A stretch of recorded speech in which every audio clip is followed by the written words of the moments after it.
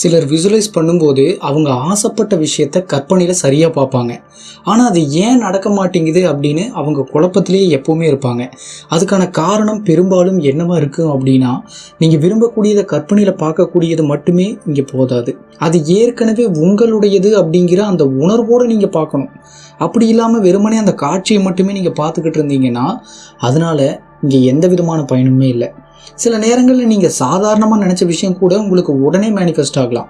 அதுக்கு காரணம் அதை பற்றின உங்களுடைய நம்பிக்கைகள், அந்த டேட்டா உங்களுக்குள்ளே சரியாக இருக்கிறது தான் காரணம்.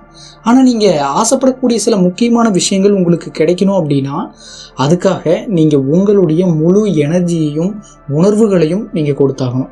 சில சமயங்களில் ஒரு ஃப்ளாஷ் மாதிரியான காட்சிகள் கற்பனையில் பார்ப்பீங்க. அது தப்பா அப்படின்னா தப்பு கிடையாது, அதுவும் சரிதான். ஆனால் அதை ஏற்கனவே அடைஞ்சிட்ட உணர்வோடு நீங்கள் உணர்ந்து பார்க்கணும். வெறுமனே ஒரு ஃபோட்டோவை கற்பனையில் பார்க்குற மாதிரி பார்க்கக்கூடாது. நன்றி.